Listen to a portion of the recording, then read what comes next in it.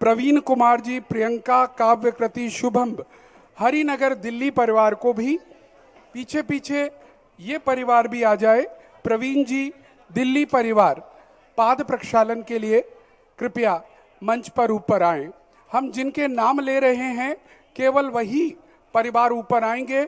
महिलाओं से अनुरोध कर रहे हैं, आप सभी को जिनवाणी प्रदान करनी है, जिनवाणी भेंट करनी है। आप लोग जिनवाणी ले लें, हमारी टीम जिनवाणी आपको दे रही है, आप कृपया करके ले लें। केवल मंच की तरफ वही लोग आएं जिन्हें हम बुला रहे हैं, बाकी सब यथास्थान पर बैठे।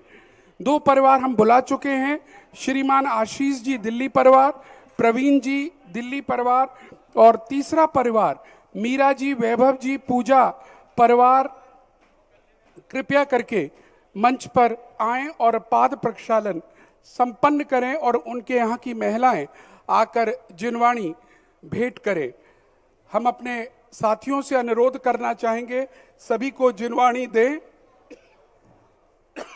जिससे, और साथ ही पाद प्रक्षालन के लिए हम आवाज देना चाहेंगे भक्ति कलश के पुण्यार्जक श्रीमान सुरेंद्र जैन जी बेनाड़ा, मृदुला जी जैन, सिद्धांत जी जैन, राशि जैन, सनी जैन और अरहंत निकिता, हरि पर्वत आगरा परिवार भी आकर पाद प्रक्षालन में भक्ति कलश के पुण्यार्जक हैं, आकर पाद प्रक्षालन करें। महिलाएं जिनवाणी प्रदान करें, पुरुष केवल ऊपर चढ़ें और पाद प्रक्षालन करें। आज स्थान हम पर सीमित है, 2-3 दिन के लिए सम्मेद शिखर की रचना बनाई जा रही है, इसलिए इस सीमित स्थान में आप सभी को धीमे धीमे कार्य करना है।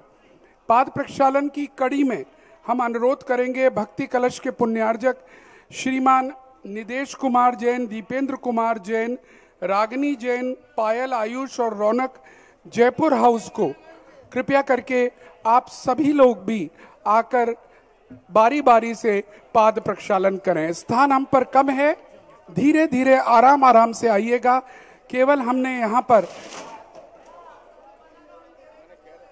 दो वॉलंटियर्स जाइए, 2 वॉलंटियर्स जाइए, एक जने को भेजिए, तुरंत जाइए। नहीं चलिए। और हमने मना किया है महिलाएं ऊपर ना आए, वॉलंटियर्स वहीं खड़े रहिए। सिर्फ आज हमारे पास 3 दिन तक छोटी मंच है, 2 व्यक्तियों के अलावा कोई नहीं आएगा।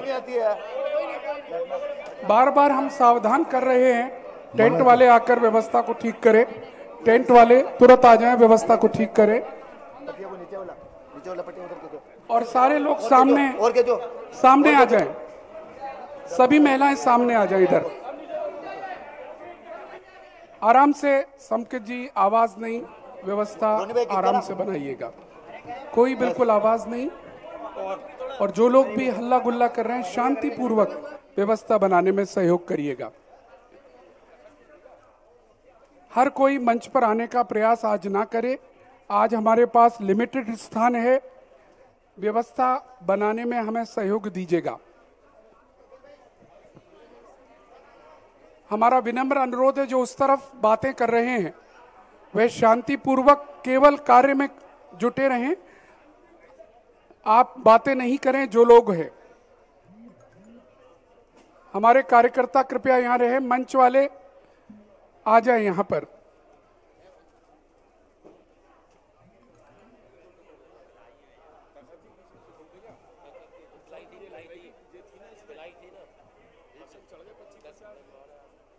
टेंट वाले भी आकर व्यवस्था को देख लें, ठीक कर लें एक बार। और आइएगा, हमने जिन नाम पर 5 परिवारों का नाम लिया था उसमें से 2-2 करके बारी बारी से चले जाएं। जिन्होंने पाद प्रक्षालन कर लिया है, बहुत बहुत सुंदर। आशीष जी परिवार दिल्ली, आशीष जी परिवार दिल्ली, प्रवीण जी परिवार दिल्ली, मीरा जी परिवार कृपया करके पहुंचें, और साथ में निदेश कुमार जी, दीपेंद्र जी जयपुर हाउस कृपया पहुंचें, और सुरेंद्र जी बेनाड़ा कृपया पहुंचें। केवल एक व्यक्ति पुरुषों में से एक करके जाए। महिलाओं को यहां पर जिनवाणी दे दें हमारे टीम के साथी लोग, कृपया करके नरेश जी जिनवाणियां पहुंचा दी हैं आपने, जरा वहां देखिए महिलाएं खड़ी हैं नीचे, इनको जिनवाणियां दिलवा दीजिए। आज व्यवस्था में थोड़ा सहयोग दीजिएगा और आइएगा हम मंगलाचरण के साथ आज के कार्यक्रम को प्रारंभ करें और अनुरोध करेंगे नेशनल हाईवे अथॉरिटी के प्रमुख श्री आशीष जी और आज के मुख्य शांति धारा कर्ता परिवार कृपया करके हमारी इस तरफ आकर दीप प्रज्वलन में हमें सहयोग प्रदान करें। Shri Ashish Jain ji, Delhi national highway authority India limited, पूरा परिवार यहाँ आ जाए। थोड़ा आज हम पर स्थान भी कम है, मार्ग भी कम है, व्यवस्था बनाने में सहयोग दीजिएगा। चलिए, जिन्हें जिनवाणी प्रदान करनी है वो पहुंचे एक एक करके। और आदरणीय श्रीमान आशीष जी का हम सम्मान भी कराना चाहेंगे। आदरणीय राकेश जी पर्दे वाले, हमारे अर्थ मंत्री आगरा दिगंबर जैन परिषद जगदीश प्रसाद जी और हमारे अध्यक्ष श्रीमान प्रदीप जैन जी पीएनसी आएंगे और नेशनल हाईवे अथॉरिटी लिमिटेड के श्रीमान आशीष जी का सम्मान भी करेंगे। मैं आशीष जी से अनुरोध करूंगा कृपया इस तरफ आने की कृपा करें। आशीष जी दिल्ली मेरी आवाज सुन रहे होंगे, थोड़ा रास्ता कम है। अच्छा, आज हम क्षमा चाहते हैं, आज थोड़ी अव्यवस्था है हमारी तरफ से ही, उसको और ठीक कराएंगे हम, क्योंकि पीछे सम्मेद शिखर जी की रचना बन रही है, इसलिए हमें थोड़ा सा शिफ्ट करना पड़ा है आज, लेकिन इसको और बेहतर कल से हम बनाने का प्रयास करेंगे। और मंगलाचरण के लिए हम आवाज देंगे श्रीमान अनिकेत जी बेनाड़ा, आइएगा। और अनिकेत जी पाटनी, बेलनगंज आगरा, प्रारंभ करें। Hello hello hello.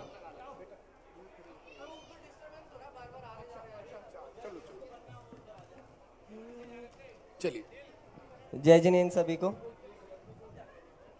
सुन लो परमात्मा एक मेरी प्रार्थना, आप जैसी ही हो मेरी आराधना, आप जैसा बनूं।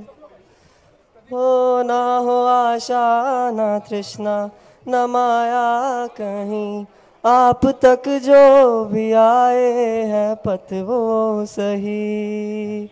माया छल से भरा सारा संसार है, तरना हमको भी भव सागर पार है, आप जैसा तरूं। ये जो जीवन में है चंद घड़ियां मेरी, इसकी हर श्वास हो आपके नाम ही। ये जो जीवन में है चंद घड़ियां मेरी, इसकी हर श्वास हो आपके नाम ही। युग के आदर्श हैं आप ही तो सदा, आप जग में रहे जग से होकर जुदा, आप जैसा जीऊं। सुन लो परमात्मा एक मेरी प्रार्थना, आप जैसी ही हो मेरी आराधना, आप जैसा बनूं।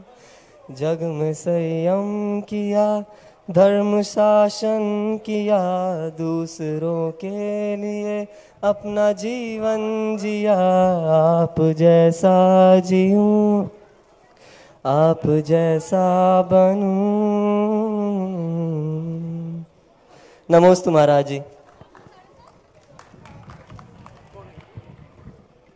चलिएगा, बहुत बहुत धन्यवाद। और पूज्य श्री से हम अनुरोध करें, उससे पहले national highway authority India limited के प्रमुख श्री आशीष जैन जी का सम्मान Pradeep Jain ji PNC Infratech limited के सीएमडी और हमारे अध्यक्ष यहां पर आकर कर रहे हैं। जोरदार तालियों के साथ उनका सम्मान संपूर्ण आगरा समाज की ओर से हम कराना चाहेंगे।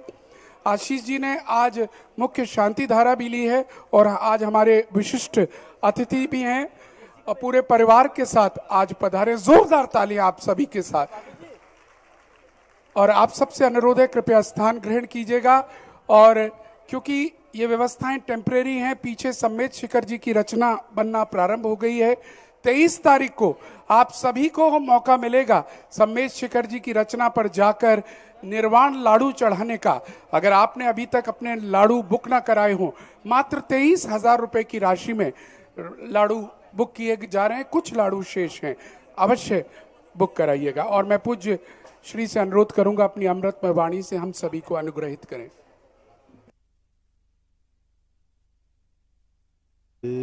श्री ओम नमः सिद्धेभ्यः सर्वमंगलमांगल्यं सर्वकल्याणकारकं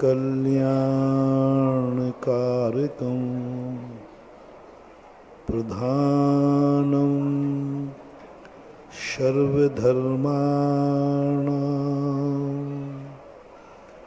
जैनं जयतु शासनं।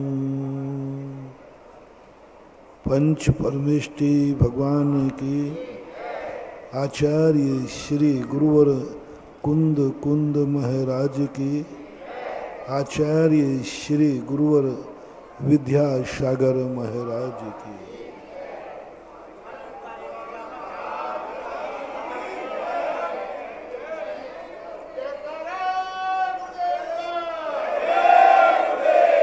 अपन उन जिंदगी के रहस्यों को समझने का प्रयास कर रहे हैं, जिन रहस्यों के कारण व्यक्ति किम कर्तव्य विमूढ़ हो रहा है। आश्चर्यजनक घटनाएं घट रही हैं और सबसे बड़ी घटना घट रही है कि हम धर्म को पाकर धर्म से विमुख हैं। हम पुण्य को पाकर पुण्य से विमुख हैं। हम सूर्य के प्रकाश को पाने के बाद भी अंधकार में हैं। न जाने कितनी चीजें हमारे पास हैं, लेकिन हम उन सब से विमुख हैं। मैं स्वयं उन सबका मालिक हूँ, लेकिन वो मलकियत नहीं बन पा रहे। मालिक होना अलग चीज है और मलकियत होना अलग चीज है। बहुत बार व्यक्ति मालिक होता है, लेकिन उसे मलकियत नहीं मिलती। मालिक हैं आप, आपका मकान है, आप मालिक हैं, रजिस्ट्री आपके नाम है, लेकिन कब्जा दूसरे का होने से मलकियत नहीं है। उस मलकियत का आनंद नहीं आ पा रहा है। मालिक तो आप हैं। सामने वाला भी कह रहा है आप मालिक हैं, लेकिन आप इस मकान के उपभोक्ता नहीं बन सकते, क्योंकि किराएदार जबरदस्त है और किराएदार को इतना लंबा समय मिल गया है कि वो कहता है कि अब तो मैं मालिक ही जैसा बन गया। लंबे समय तक किसी किराएदार को रखना यानी खतरा है। कोर्ट भी सोचेगा साहब हमारी 3 पीढ़ियां हो गई इसी मकान में रहते, तो कोर्ट भी कहेगा अब कहाँ जाए। एक भिखारी था, एक सेठ की हवेली के सामने भीख मांगता था प्रतिदिन। सेठ जी ने कहा बैठ जा भाई, यहाँ बहुत सारे लोग आते हैं। सेठ जी मर गए। उनके बच्चे ने कहा कि भाई तू यहाँ से हट, हमारे लिए इसका विस्तार करना है। और प्रतिदिन एक कलदार मिलता था। सेठ जी जब निकलते थे तो एक कलदार भिखारी को देते थे। बच्चे ने देना बंद कर दिया, भिखारी ने कोर्ट केस कर दिया। बोले हम बाप दादों से यहाँ बैठते आए हैं और हम 1 रुपये की भीख कम मांगते थे, क्योंकि हमें 1 रुपया यहाँ से मिलता था। कोर्ट के लिए भिखारी को 1 रुपया सेठ से दिलवाना पड़ा। यही हालत अपन सबकी है। कि हमारी स्थिति ये बन गई कि हम थोड़ा सा किसी को स्थान दे देते हैं, वो फिर मालिक बन जाता है। बहुत लंबे समय तक यदि हमारे ऊपर किसी का अस्तित्व बन जाए तो फिर अधिकार जता देता है। हमारा तो अनादिकाल हो गया कर्मों को अधिकार बनाए हुए, अधिकार बना लिया इन्होंने। कितना साल अनादि संबंधित अनादिकाल से हो गई, अब ये मालिक जैसे लगने लगे। पूज्यवर जयसेन स्वामी ने पंचास्तिकाय में लिखा कि ये कर्म ऐसे हो गए हैं जैसे कर्म की ही हम कर्म के किराएदार हैं, कर्म हमारा मालिक हो गया। राग द्वेष करते करते हमें इतनी आदत पड़ गई है कि वो लगता ही नहीं है कि ये राग द्वेष मेरे स्वभाव नहीं है। अधिक पाप करते हुए पापी को नहीं लगता कि ये पाप है। पाप भी अभ्यास में आ जाता है, अभ्यास में आ जाता है, उसको लगता ही नहीं कि ये पाप है। चोर को नहीं लगता ये पाप है, उसके अभ्यास में आ गया। ऐसा ही अपन लोग राग द्वेषादि भाव करते करते इतना समय हो गया कि अब लगता ही नहीं कि ये कोई कसाय है, ये हमें नहीं करना चाहिए। आदत में आ गया। अब इस आदत को छुड़ाने के लिए, इस दीर्घकालीन सत्ता को छुड़ाने के लिए कठिनाई तो होगी, समस्या तो बनेगी। अब इसके लिए हमें एक बहुत नई सिरे की जिंदगी शुरू करना पड़ेगी, कुछ नया रास्ता चुनना पड़ेगा, कोई नया हमें गाइड बनाना पड़ेगा, कुछ हमें नया करना पड़ेगा जो हमने आज तक नहीं किया। पुराने जितने रास्ते थे वे सब बंद हैं, पुराने जितने संबंधी थे वे सब बंद हैं, पुराने जितने गाइड थे वे सब गाइड ठीक नहीं। कुछ नया करना पड़ेगा, कुछ नया सोचना पड़ेगा और कोई नया गाइड बनाना पड़ेगा। उस नए का नाम है भगवान, उस नया का नाम है गुरु, उस नए का नाम है शास्त्र, जो हमारे अनादिकाल से नहीं रहे। अनादिकाल से जिन लोगों ने हमें गाइड किया, रास्ते बताए, वो रास्ते तो सब कब्जा कर लिया गया। जितने रास्ते हमारे अनादिकाल से बने उन सब पर कर्मों ने कब्जा किया, सब कर्मों ने पाबंदी कर दी, वहां से कोई रास्ता नहीं है। अब मात्र एक ऐसी गाइडलाइन हमें मिलना चाहिए जहां से कुछ ऐसा रास्ता मिले जहां कर्म का स्थान ही नहीं। पूज्यवर उमा स्वामी महाराज ने औदैहिक भाव को इसलिए कहा,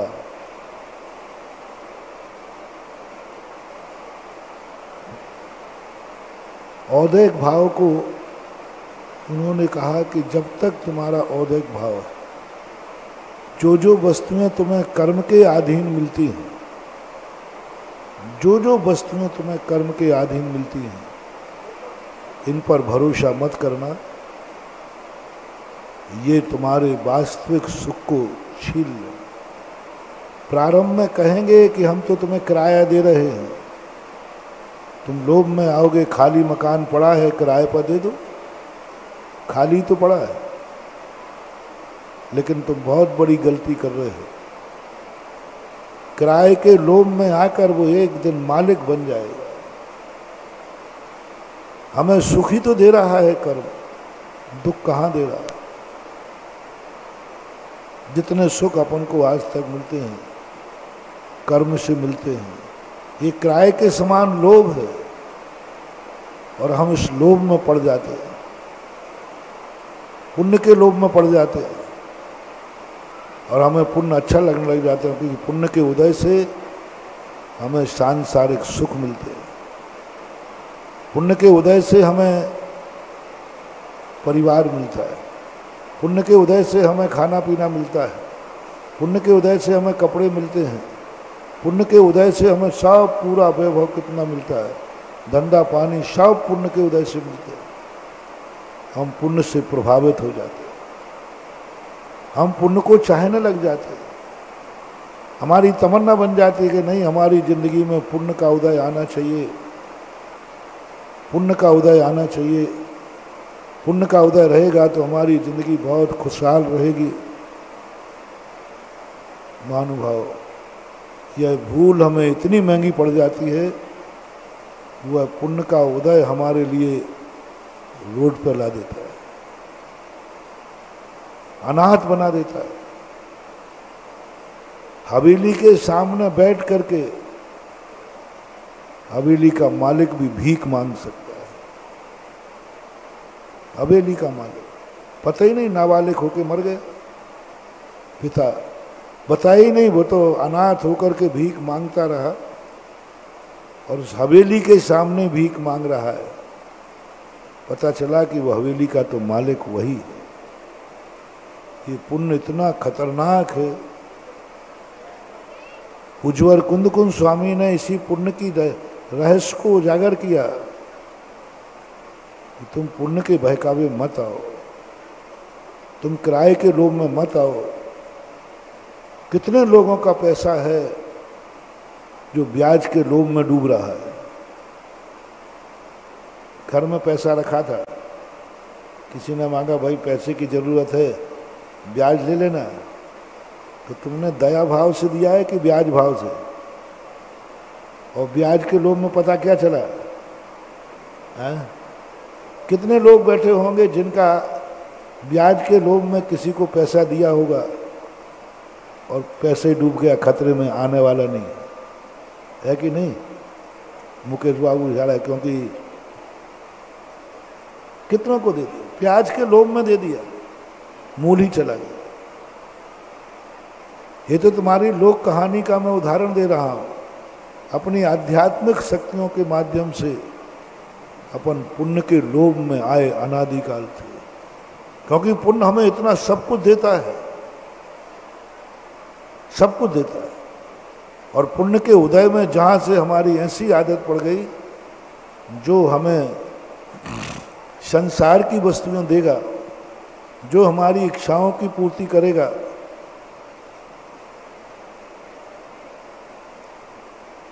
वही मेरा चहेता होगा।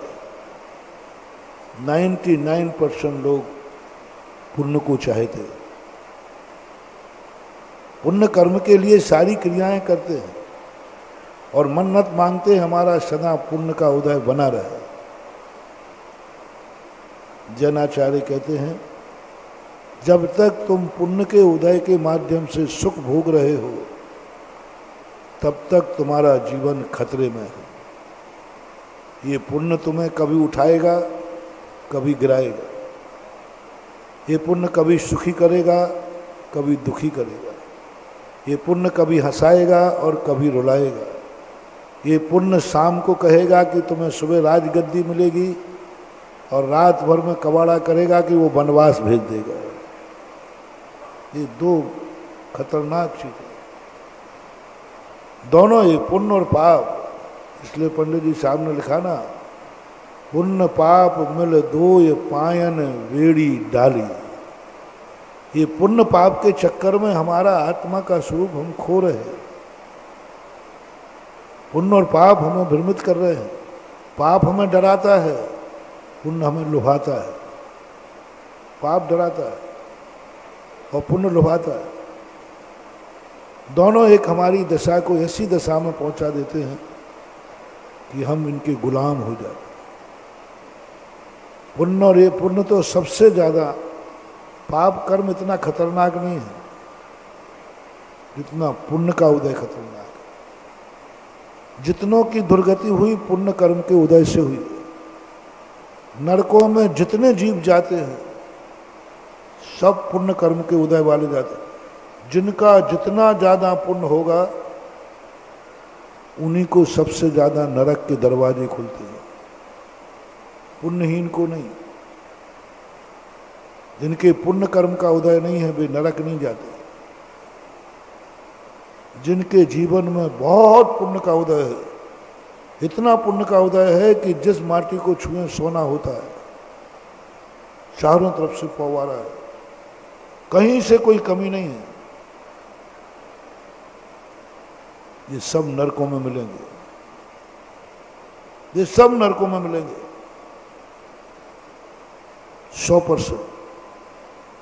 ये खोज पूज्यवर उमा स्वामी महाराज ने तत्वार्थ सूत्र में खोज के बताया। वह आरंभ परिग्रहत्वम नारकस्य। बहुत परिग्रह किसके पास होगा? पुण्य के पास, रावण के पास। संसार का सबसे बड़े पुण्य का उदय रावण का था, सबसे बड़ा पुण्य।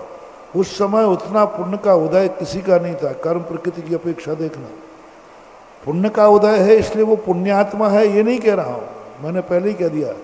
मालिक होना अलग है और मलकियत होना, पुण्य का उदय होना अलग है और पुण्यात्मा होना अलग है। पुण्यात्मा नहीं है रावण, पुण्यात्मा नहीं है, लेकिन पुण्य का उदय है। संसार में सबसे ज्यादा पुण्य का उदय रावण का था, सब तरफ से। सोने की लंका थी, शक्ति अक्रूप थी, विद्याएं सिद्ध थी, जिस मंत्र की माला उठा दे सारे देवता खड़े हो जाते थे, इतना पुण्य का उदय था। बस नरक ऐसे ही पुण्य के उदय जिनके होते हैं उनके लिए बनाया गया। नरक पाप कर्म के उदय वालों को नहीं बनाया गया। अभी उदय का प्रसंग लेना, बहुत खतरे भाई झंडी लहरा रहा हूं आज, बहुत खतरे वाले। पहले तो भेद करना पुण्य का उदय और पाप का उदय, पुण्यात्मा और पापात्मा, इन दोनों का संबंध जोड़ो। संसार में जिनके पुण्य का उदय होता है वे सबसे ज्यादा पापात्माएं होती हैं। जैन दर्शन की खोज, पुण्य के उदय में पापी। मैंने पहले ही कहा था, धर्म कर रहा हूं लेकिन धर्मात्मा नहीं हूं, मुनि बना हूं लेकिन मुनिपना नहीं है, धर्म को स्वीकार कर रहा हूं लेकिन धर्मात्मा नहीं। ये सबसे ज्यादा अभी विगत एक हफ्ते से यही प्रसंग चल रहा है। जिनके पास धर्म नहीं है उनकी बात नहीं कर रहा हूं, जिनके पास धर्म है, उच्च कुल है, जैन कुल है, सब कुछ है, लेकिन जैनी नहीं है, जैनी नहीं। जैन कुल है, जैन जाति है, जैन लिखते हो लेकिन जैनी नहीं हो। तुम जैन हो लेकिन जैनी नहीं हो। जैन में और जैनी में कितना अंतर है? जितना धन में और धनी में अंतर है। धन है लेकिन धनी नहीं है, धन है लेकिन बैंक मैनेजर, धन है कि नहीं, लेकिन धनी। धन है बैंक मैनेजर के पास, कितना धन है गिनती नहीं है, लेकिन वो धनी नहीं। गाड़ी है लेकिन गाड़ी का मालिक नहीं है। गाड़ी वही है, 4 करोड़ की मर्सिडीज है, लेकिन ड्राइवर है। 4 करोड़ की गाड़ी में बैठ करके भी उसे नौकर की अनुभूति हो रही है, मालिक की नहीं। स्टीयरिंग उसके हाथ में है, मालिक की जिंदगी भी उसके हाथ में है। क्या पागलपन है तुम लोगों में, समझ में नहीं आता मुझे। बताओ, 4 करोड़ 10 करोड़ की मर्सिडीज गाड़ी लेकर के इतने बड़े मालिक होकर के तुम्हारी जिंदगी किसके हाथ में? वो ड्राइवर कितने रुपया का है? 10,000 15,000 है ना। तुम इतने बड़े मालिक होकर तुम्हारी जिंदगी की भागदौड़ ड्राइवर के हाथ में, उसका दिमाग खराब हो जाए, कहीं ठोक दे, वह ले सामने पड़ जाओ। ड्राइवर का क्या गया, उसका तो 10,000 का व्यक्ति था, लेकिन तुम्हें अहंकार देखा, मेरा ड्राइवर। अरे मूर्ख, ड्राइवर नहीं है, तेरी जिंदगी इतनी सस्ती है कि 10,000 वाला व्यक्ति मिटा सकता है। इसलिए महावीर स्वामी ने कहा, गाड़ी के मालिक मत बनना, तुम खुद अपने पैरों से चलो, स्वयं की गाड़ी, स्वयं ड्राइवर और स्वयं चलती 11 नंबर की गाड़ी है।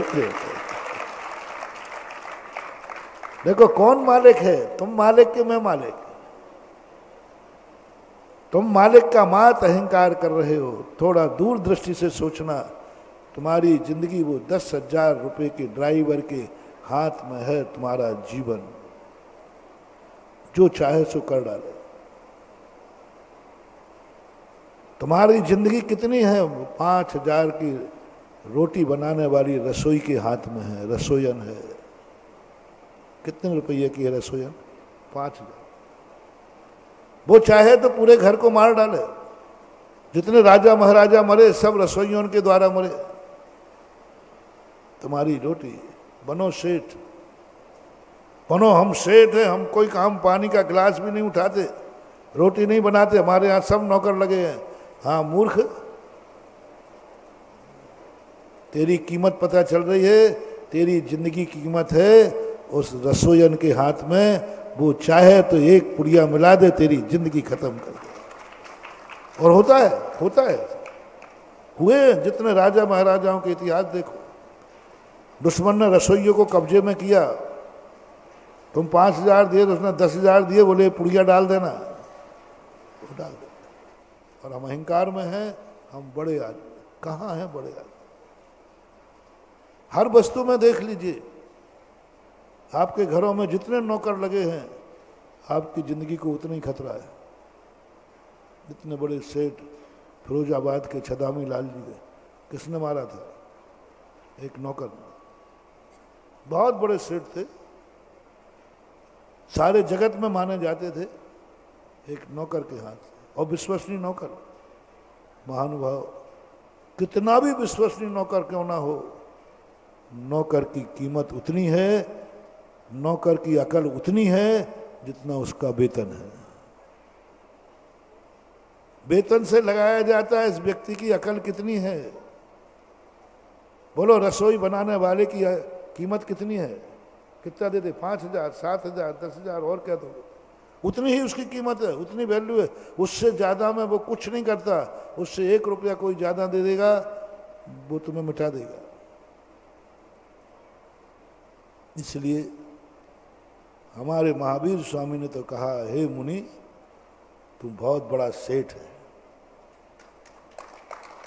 तू मालिक, बहुत बड़ी शक्ति है, तू अपनी जिंदगी ड्राइवर के हाथ में मत करना। तू कितना भी भूख लगे तो भूखे मर जाना, लेकिन नौकर के हाथ का मत खाना। नौकर के हाथ का नहीं खाए, क्योंकि हमारी जिंदगी इतनी सस्ती नहीं है। इतनी सस्ती नहीं है कि एक नौकर के मन चाहे कि महाराज को निपटाना।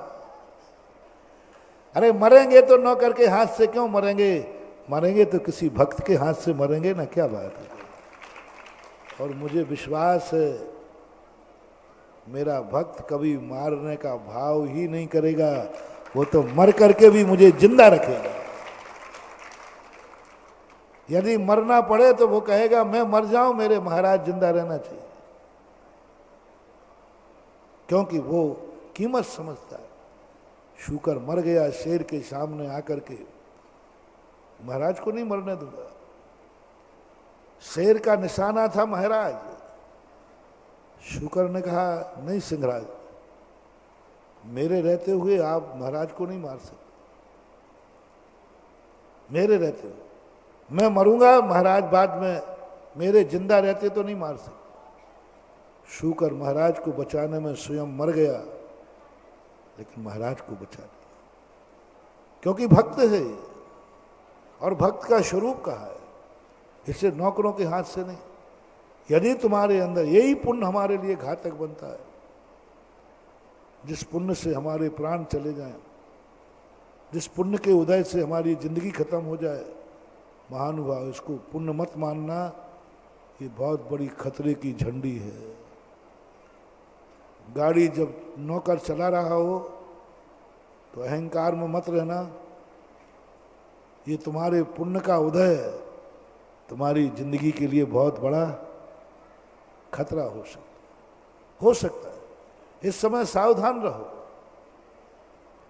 इसलिए पुण्य के उदय में सारे दुनिया के जितने पाप होते हैं सब पुण्य के उदय में ही होते हैं।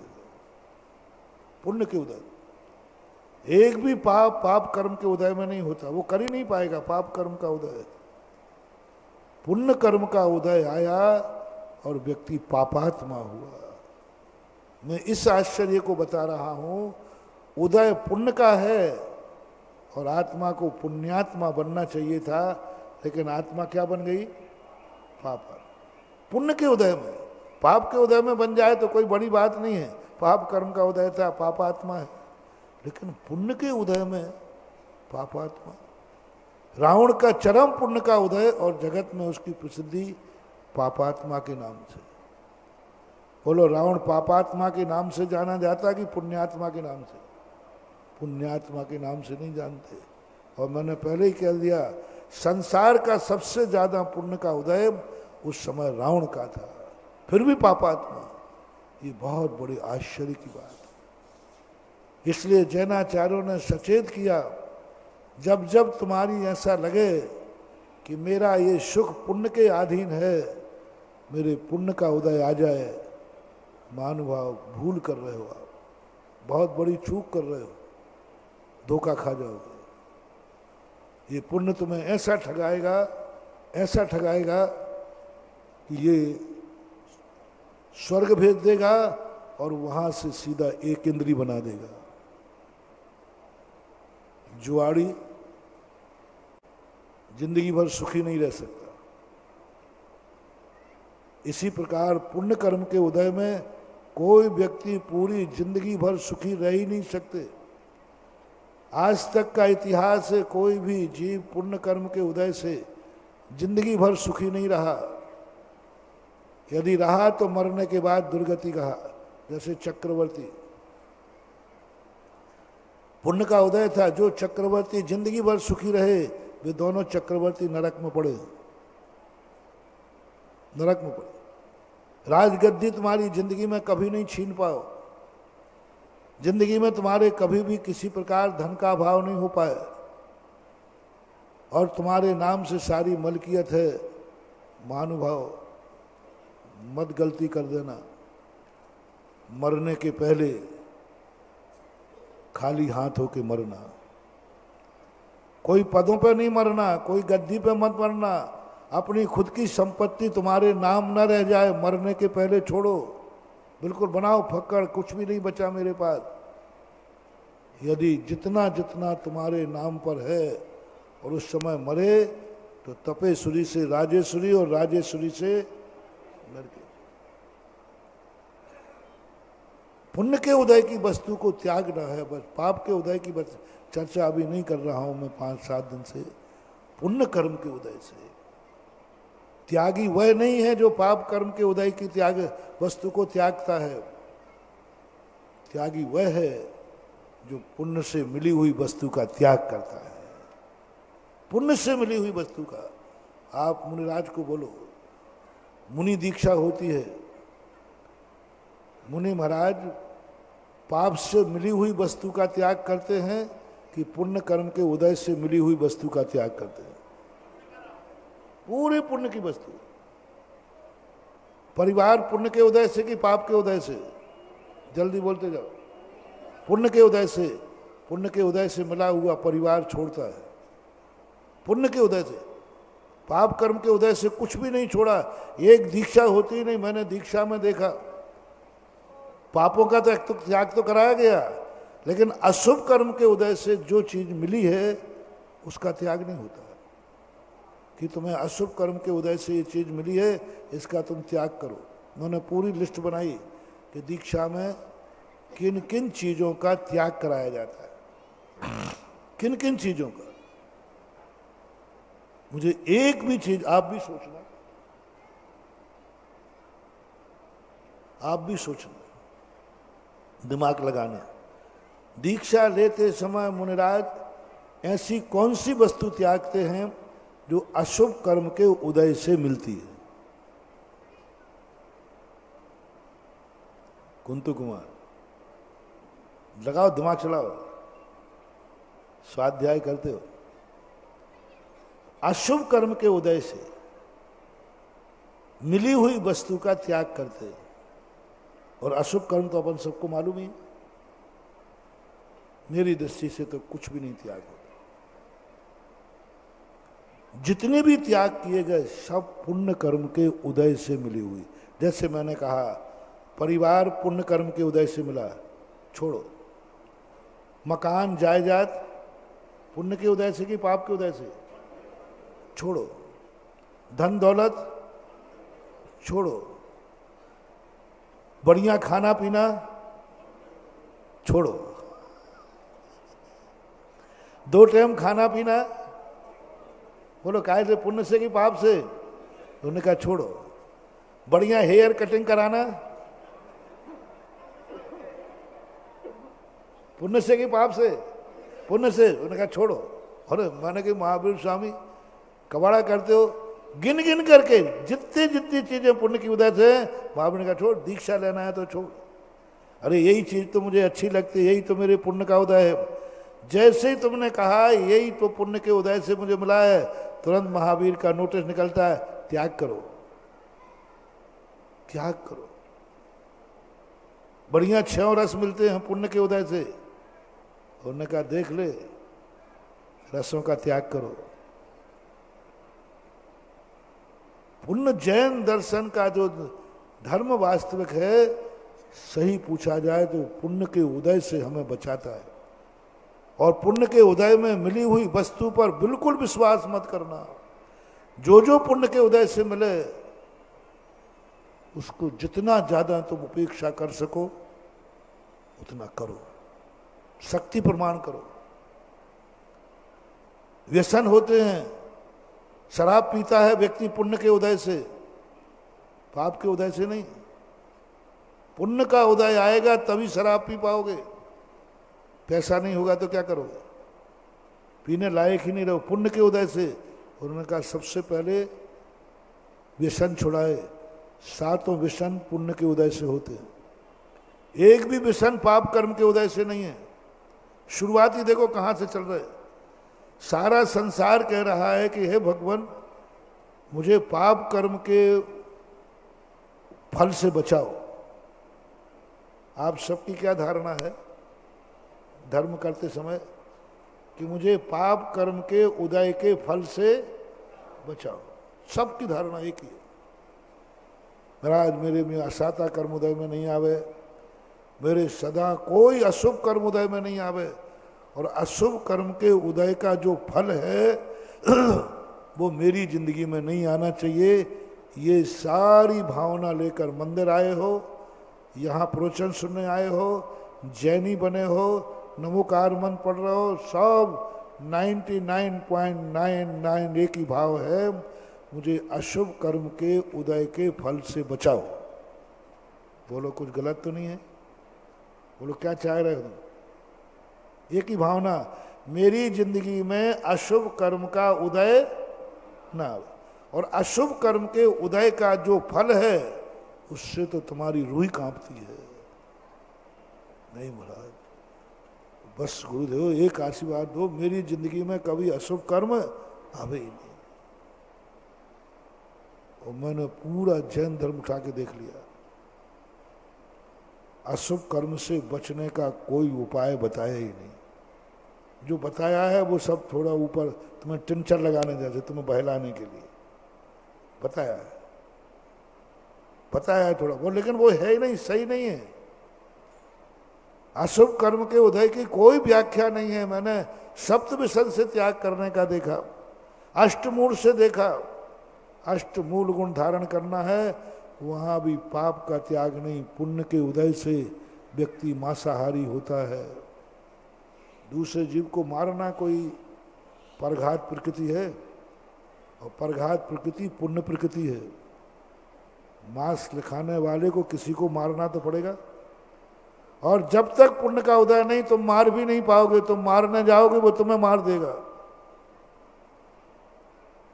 पाप कर्म के उदय से कोई नहीं मार, पुण्य कर्म का उदय। 48 प्रकृतियों में एक परघात प्रकृति आती है।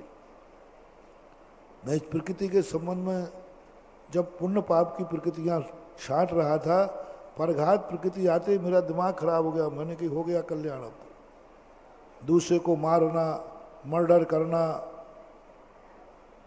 हत्या करना, दूसरे को दुख देना, ये सब पुण्य कर्म के उदय से होता है, पाप कर्म के उदय से नहीं। गाली दे रहे हो पुण्य कर्म के उदय से। किसी ने किसी का मर्डर कर दिया, मर्डर करने वाले के पुण्य का उदय है तभी मर्डर कर सकता है, अन्यथा वो मर्डर कर ही नहीं सकता। पुण्यात्मा नहीं कह रहा हूं, इसलिए बहुत सावधानी का, थोड़ा आज का प्रवचन पेचीदा है। पुण्य कर्म का उदय वो पुण्यात्मा में, पुण्य कर्म के उदय में ही मर्डर होगा। मच्छर को भी क्यों नहीं मारोगे? पुण्य कर्म का उदय, बिना पुण्य के तुम मार ही नहीं सकते। मांस खाने वाले पुण्य का उदय है तभी मांसाहारी है। शराब का मैंने बता दिया, जब शराब कोई पी रहा है समझ लेना इसके पुण्य का उदय है। यदि पुण्य का उदय नहीं होता तो ये पी ही नहीं सकता। शहद खा रहा है, मद्य, मधु, मांस, उसमें आ गया ना मधु, 3 मकार हैं, बिना पुण्य के उदय से वो छत्ता तोड़ ही नहीं सकता। शहद खाने मिली पुण्य के उदय से, 5 फल मिले जो पुण्य के उदय से, बड़ पीपर उमर कटुमर। 7 विषण देखो, 7 विषण कोई पापी पाप कर्म के उदय में नहीं करता, पुण्य कर्म का उदय। 7 विषण देख लीजिए, एक भी विषण बताओ जो पाप कर्म के उदय से होता हो। सप्तविषण आप सबको मालूम है, सप्तविषण में आता है मध्य, मधु, मांस आदि, ये तो आ ही जाते हैं। फिर क्या आ गया? जुआ। जुआ क्या है? धूत कीड़ा। पुण्य के उदय में खेलोगे कि पाप कर्म के उदय में? पैसा कहां से आएगा? बिना जाए ना, यानी जुआ खेलेगा तो पुण्य के उदय से। यदि पांडवों के पास इंद्रप्रस्थ नहीं होता तो क्या खाक जुआ खेलते? वनवास में खेल के दिखाएं जाने। इंद्रप्रस्थ का पुण्य का उदय, क्या पांडवों का क्या पुण्य का उदय था? इंद्रप्रस्थ क्या पुण्य का उदय था? द्रौपदी जैसी नारी, क्या पुण्य के उदय थे? 5 भाई, और उसी पुण्य के उदय ने क्या बात कही मानवा, कितना पुण्य का उदय था धर्मराज का कि उनको इंद्रप्रस्थ बना लिया। इतनी अकल, इतनी बुद्धि। 5 भाई मिले, 4 भाई इतने पुण्य से। द्रौपदी, ओह, इसी पुण्य ने उन्होंने दाव पे दाव लगाते गए। और यदि फकीर फक्कड़ होते, कुछ भी उनके पास नहीं होता, तो क्या बोलो द्रौपदी का चीरहरण होता? होता ही नहीं। इसलिए महावीर व्यसन ले लीजिए। अब आइए आप प्रतिमाओं पर, जितनी प्रतिमाएं सब पुण्य की चीजें छुड़ाई। पंच इंद्रियों के विषय पुण्य के उदय से कि पाप के उदय से? छोड़ो, आप तो गिनते जाओ, लगाते जाओ। आज का बहुत बड़ा मोटिवेशन दे रहा हूं। पुण्य पुण्य पुण्य पुण्य कह रहे हैं, लो आ जाओ पुण्य के पेड़ के नीचे, बेटा मरो, हो जाओ बर्बाद। हाँ, पुण्य पुण्य, अपन चिल्लाते रहते हैं पुण्य चाहिए, पुण्य चाहिए, पुण्य चाहिए। अरे भाई, खतरा हो गया पुण्य से। पुण्य कर्म के उदय से दुनिया में सारे अनर्थ हो रहे। मानो पुण्य का त्याग करो। जितनी प्रतिमाएं हैं सब में पुण्य का त्याग करो, पुण्य का त्याग करो। और मुनिराज की तो मैंने बता ही दिया। महावीर ने गिन गिन करके, ये मुनि कहीं पुण्य का उदय न रह जाए, इसका थोड़ा सा भी, थोड़ा बहुत बचा था एक टाइम खाने लायक, थोड़ा सा पुण्य छोड़ा था महावीर ने। चल एक टाइम के खाने लायक पुण्य रहेगा। ओहो, उसी पे 32 संतराय रख दिए। अब क्या भोजन करूं कि 24 घंटे? भोजन करते करते भोजन का स्वाद नहीं आ रहा है, बस डर एक ही लग रहा है कब बालचंद आ जाए, मुंह का गिलास बाहर हो जाए। यानी साथ थोड़ा बहुत पुण्य भोगने का मौका दिया भी तो सिर पर तलवार लटका दी। वही बकरी वाली बात, बकरी वाली बात। बादशाह ने कहा खूब खा ले, बीरबल ने उसको खूब खाने दिया, लेकिन सामने शेर बांध दिया। खावे तो मोटी हो जाए, देखे तो अब जैसे तैसे मुश्किल से, हालांकि देने वाले नहीं थे वो, तो हम लोग थोड़ा ज्यादा गिड़गड़ाए, हीन संगठन वालों पर थोड़ी दया आ गई उनको, नहीं तो महावीर स्वामी का दयालु धर्म नहीं है। वो तो कहते हैं सही तो यही है, बाहुबली बन के बैठ, सबको छोड़ने के बाद भी आहार की इच्छा कर रहा है। लेकिन थोड़ी बहुत दया आई कि चलो कोई बात नहीं, एक टाइम भोजन कर लेना, ओह चलो थोड़ा पुण्य भोगने। लेकिन तलवार क्या लटका दी, 40 दोष। अब क्या करें, अब 40 दोषों से रहित आहार मिलना बहुत कठिन है। 40 दोषों से जब वर्णन पढ़ता हूं शास्त्रों में, तो मैंने कही भगवान सीधी कह दोगे तू तो मर, मुनि दीक्षा लेके खाने की क्यों कह रहा हो। 40 दोष बता दिए ऐसे बड़े, ये नहीं खाना, ये नहीं लेना, ये नहीं लेना, ये नहीं लेना। और 40 दोष इतने गजब के हैं, मूलाचार में पढ़ने के बाद 40 दोष को देखकर तो ऐसा लगता है कि भगवान अब ये और मैं मना ही कर दो आप, ठीक है अब जो कुछ है सो। ऐसी बारीकी, क्रीत नहीं, दूसरे का नहीं, धूम दोष, और क्या क्या दोषों का वर्णन किया, खाने की इच्छा खत्म हो जाती, इच्छा ही नहीं होती खाने की। जैसे तैसे फिर भी मन मार के थोड़ा शरीर के प्रति राग है, तो ये 40 शर्तें तो अलग लगाई। चलो 40 दोष टाल करके पड़गान हो गया, आहार भी मिल गया, ग्रस्त भी ठीक मिला, उच्च कुलीन था। चलो आगरा में आने से इतना तो हो गया, अभी भारतवर्ष में कुलीन लोग हैं, उच्च कुल मिल गया, पड़गाहन वाले। अच्छा है, बड़े पुण्य का उदय है कि कम से कम तुम पड़गा के जानते हो। वही पुण्य का उदय ऋषभ देव का नहीं था, अपना है। ऋषभ देव का ये पुण्य का उदय नहीं था। 7 महीने 8 दिन तक कोई ने पड़गाया ही नहीं, पड़गान विधि नहीं जानती। तो पड़गाने वाले मिल जाए तो ये भी किसका उदय है? तो आदिनाथ का वो पुण्य का उदय नहीं था, अपना देखो। हाँ थोड़ा अहंकार कर ले और कर लो थोड़ा सा। हाँ पुण्य का उदय, पड़गाहन वाले मिल जाए, पुण्य का उदय मिल गए, पड़गाहन वाले मिल गए। भोजन शुद्ध मिल जाए, ये और पुण्य का उदय है। चलो भोजन शुद्ध का मिल गया, मन शुद्धि, वचन शुद्धि, काया शुद्धि, आहार जल, ये भी मुश्किल है, पुण्य का उदय है।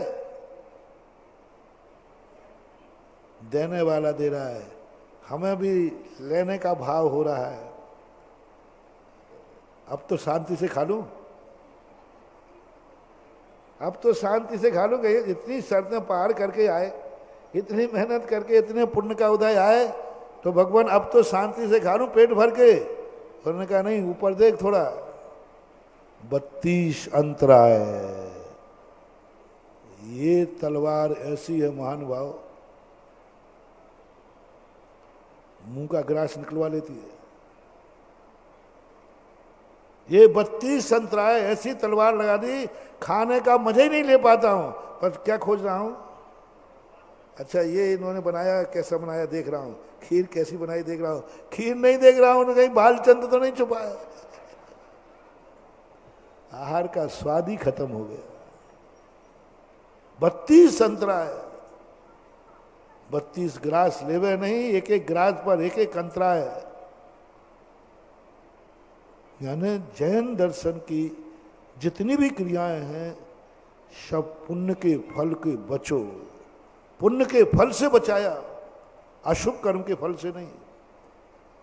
अशुभ कर्म के उदय से जो फल मिलता है, उससे तो कहते हैं सहन करो, सहन करो।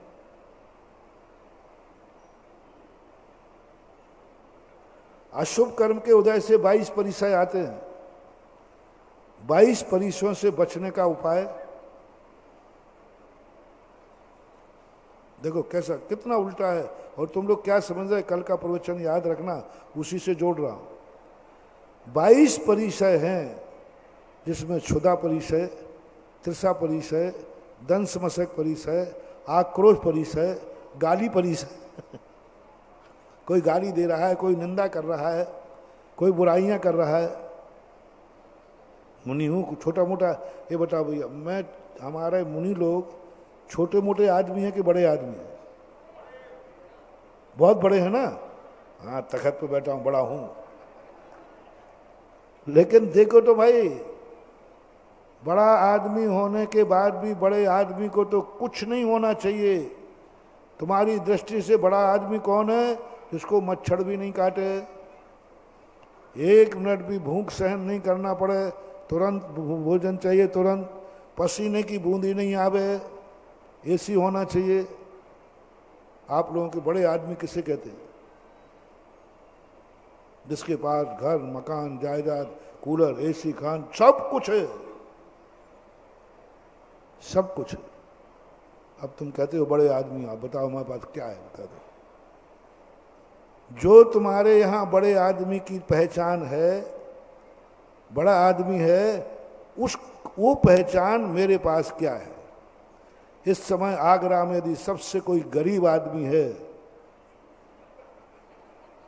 और नहीं हो तो अभी हल सिद्ध कर दूं।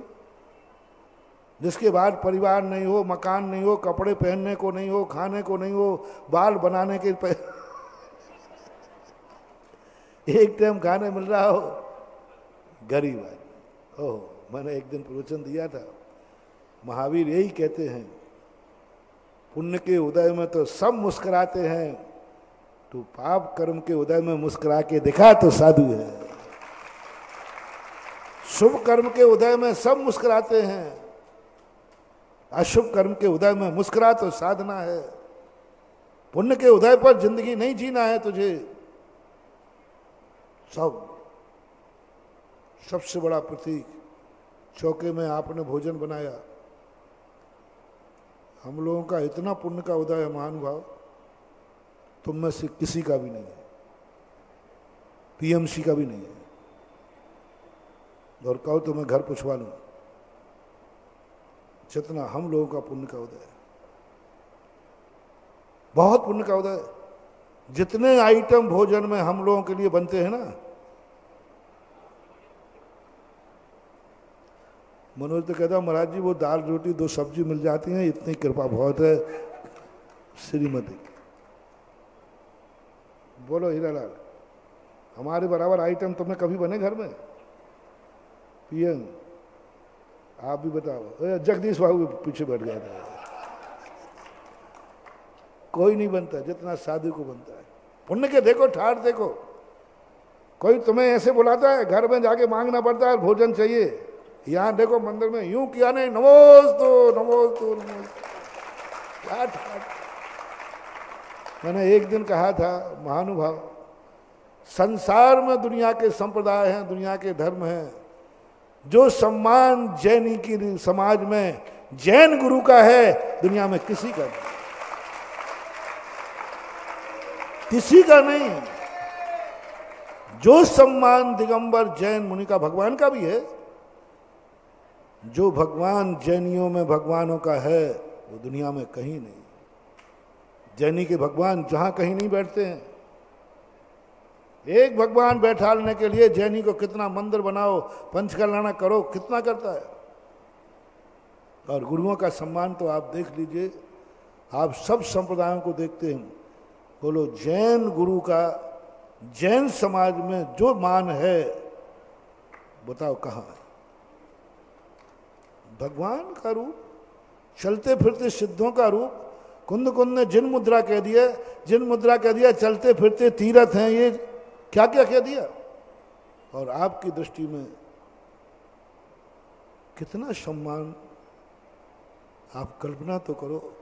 महाराज की अंजलि, तुम यहां से घर तक जाते हो, कितने लोग तुम्हें भोजन को पुकारते हैं बीच में, बल्कि खड़ा होगा साइड मुड़ा जाए, घर में नहीं आ जाए। यहां देखो अंजलि लेते ही कितने नमोस्तु, कितने बुला रहे हैं। ये किसका उदय है? बोलो, पुण्य का उदय। पूरी ताकत लगाता है जैन श्रावक, इतने आइटम बनाता है, बर्तन कम पड़ जाते हैं, बर्तन कम पड़ जाते हैं। और इतना, कई लोग कहते महाराज जी ये श्रीमती मेरी, मैं गिलास भर पानी मांगू तो कहती मेरी कमर दुख रही, उठा के पी लो। और चौके में काम करे तो ऐसे काम करती है, पानी भर के लाती है, चौके में करम ही कुछ दुखे ही नहीं। तो महाराज ये बताओ, ये आपको चाहती है जाना कि मुझे चाहती है, बताओ। अब मैंने कही चाहती तो मुझे ही है। क्यों?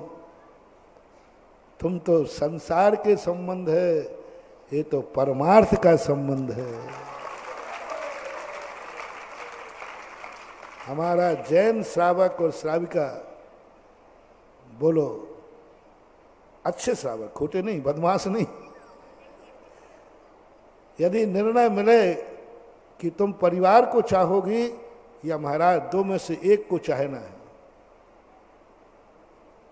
सम्यक दृष्टि जैन और जैन श्राविका किस पर वोट डाल देगी? महाराज पक्का कह देगी।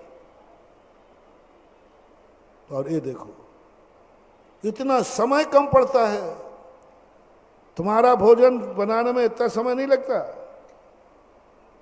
आध घंटे में सब बना बने के बाहर हो जाते हैं। और हमारा भोजन देखो, एक दिन पहले से जुटे हैं सब, सुबह 6 बजे। ओहो,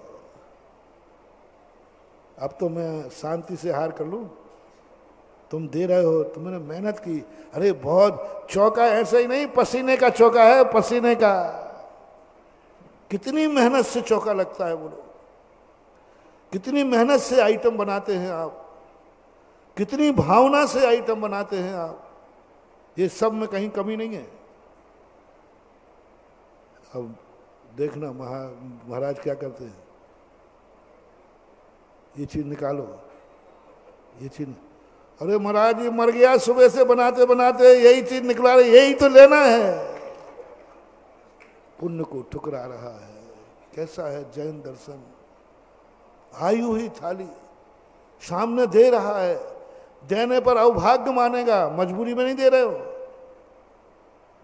तो भी क्या करते हैं, जो सबसे ज्यादा तुम्हारी पसंद का है, जो सबसे ज्यादा पुण्य कर्म के उदय से आया है, उसी को सबसे पहले उठाओ, रसगुल्ले की कटोरी, और तुम्हें आ जाए तो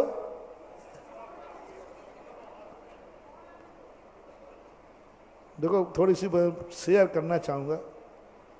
बारात में यदि तुम जाते हो, कोई बीमारी नहीं है, बीमारी की बात नहीं कह रहा हूं, एक और रोटी रखी है, एक और पूड़ी रखी है, एक मिठाई, सब आइटम रखे हैं, तो तुम किससे ज्यादा पेट भरना प्रयास करोगे?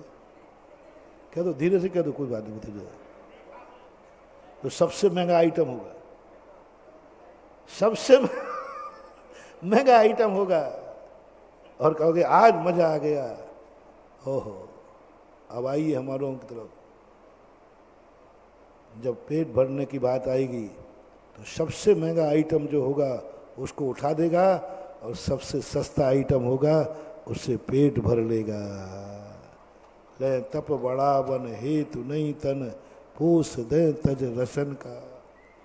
आज आचार्य महाराज का संसार में सबसे यदि कोई गरीब का भोजन है तो पूज्य गुरुदेव आचार्य विद्यासागर महाराज।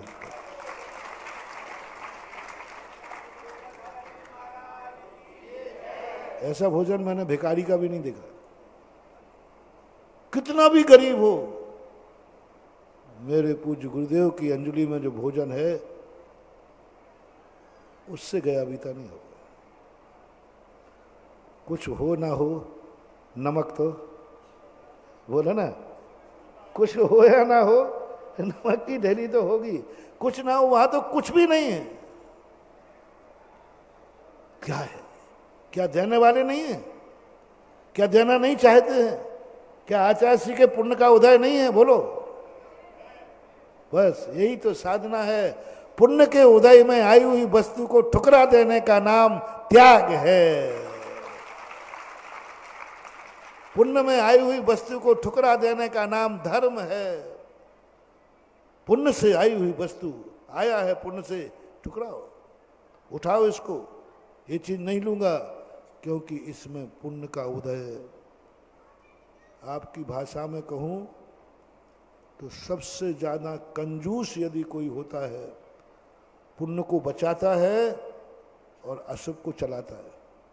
पुण्य बचाता है क्योंकि जितनी महंगी वस्तु खाएंगे पुण्य का क्षय होगा। बिल बनता है, यहां भी पुण्य का बिल बनता है।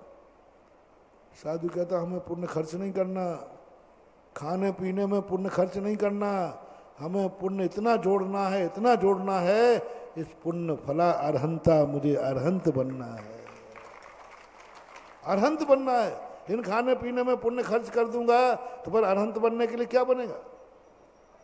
जैसे कंजूस आदमी अपने पैसे को खर्च नहीं करता, साधु भी पुण्य को खर्च नहीं करता, पुण्य के उदय में आई हुई वस्तु को ठुकरा देता है। अब कौन कितना ठुकरा पाएगा? कौन कितना ठुकरा पाता है? अपने अपने नंबर तय कर लो, तुम कितना पुण्य ठुकरा पा रहे हो। पुण्य, बस कितने पुण्य के उदय से बचना चाह रहे हो। और पाप कर्म के उदय से तो मैंने पहले ही कह दिया, कल भी कहा था, उम्मीद मत करना कि धर्म तुम्हें अशुभ कर्म से बचा देगा। बचा देगा लेकिन वो धर्म नहीं होगा, धर्म नहीं होगा। और आप लोगों की ये आदत बनी हुई है, हमें वो धर्म बताओ महाराज, वो माला बताओ, वो कार्य बताओ जिससे मेरे अशुभ कर्म के उदय में मिलने वाला फल मेरी जिंदगी में ना आवे। और तुम्हारी एक ही कामना है, मंदिर भी आ रहे हो, यहां से क्या मिलेगा? इसलिए कल मैंने कहा था, मंदिर आ रहे हो, धर्मात्मा बन रहे हो, कष्ट आएंगे, कष्ट आएंगे, दुख आएंगे, अशुभ कर्म का बहुत उदय आएगा। जो मैंने कहा, आज तक किसी शास्त्र में मुझे 22 परिचय से बचने का कोई उपाय नहीं मिला। मैंने बहुत खोजा कि महावीर स्वामी मच्छर बहुत काटते हैं आगरा में, इनसे बचने का कोई तो उपाय बता दो। महावीर क्या कहते हैं, क्या कह रहा है? हाँ भगवान, मच्छर बहुत हैं आगरा में। हालांकि इससे भी ज्यादा मच्छर दूसरी जगह थे, बहुत मच्छर, रात में बहुत परेशान करते। तो मैंने सोचा भगवान थोड़ा तो इन मच्छरों से बचने का उपाय है। तो महावीर कहते हैं, शेर को और भेजूं? अभी तो मच्छर ही भेजे हैं, अब बिच्छू भेजूं? कोई उपाय नहीं।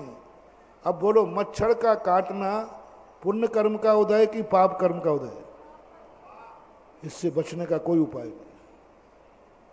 मैंने सोचा थोड़ी मच्छरदानी की छूट दे देंगे। नहीं, वो कछुआ छाप, कछुआ छाप वो गोल गोल होती ना कि ठीक है बेटा, यदि सहन नहीं हो रहा हो तो कछुआ छाप लगा लेना, सहन नहीं हो रहा हो तो मच्छरदानी लगा लेना। कोई चर्चा नहीं, परिचय रख दिया। भगवान, वो सामने वाला मुझे गालियां दे रहा है, क्या करूं? कुछ थोड़ी बहुत तो शक्ति दे दो कि उसका मुंह किलित कर दूं। हाँ, मन तो आता है। महावीर ने क्या कहा? अरे महाराज बहुत बकबक कर रहा है भगवान, वो देखो, वो समझता क्या है मुझे कि मैं गाली देके नहीं जानता हूं क्या? आप बताओ, ऐसा आशीर्वाद दो मैं यूं करूं? कोई उपाय नहीं। सहन करो, हंसते हुए सहन करो। दो चीजें कठिन कर दी। पहले तो उनका उपाय तो बताया नहीं, सहन करो, और शर्त और रख दी, हंसते हुए सहन करो, रोते हुए नहीं, मुंह बिगाड़ के नहीं, अंदर से घुटन करके नहीं, अवभाग्य मान के सहन करो। अवभाग्य मान के 22 परिसों के संबंध में कार्तिकीय अनुपरीक्षाकार ने और हमारे पूज्य आचार्य महाराज ने भी परिसय शतक लिखा। जब जब परिसय उदय आवे, ये परिसय सब असाता कर्म के उदय से आते, अशुभ कर्म के उदय से आते। ज्ञानावरणी, दर्शनावरणी आदि इनके हैं, लेकिन सब कर्म के उदय से आते हैं। एक भी परिचय को बचने का उपाय नहीं बताया, सहन करो। और ये और कह दिया, अवभाग्य मेरो उदय आयो, मेरे अवभाग्य हैं जो मच्छर मुझे काट रहा है।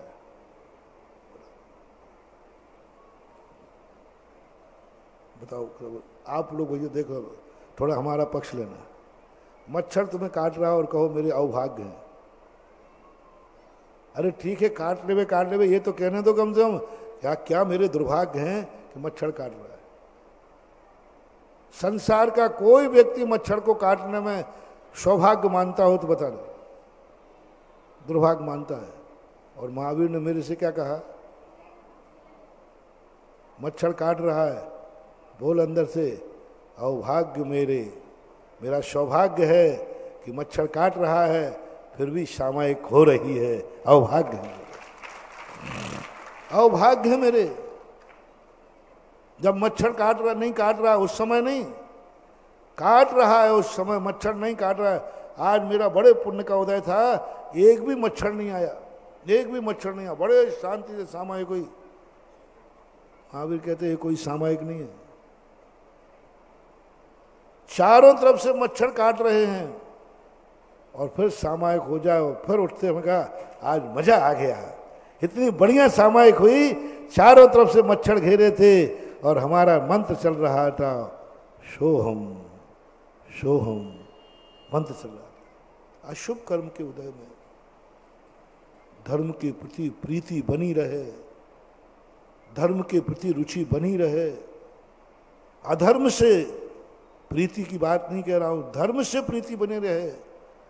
और कल जो मैंने कहा था, तुम्हें धर्म से या धर्म करते समय संकट आ जाए तो तुम धर्म छोड़ देते हो, तुम्हारी श्रद्धा बढ़ती नहीं है, घट जाती है।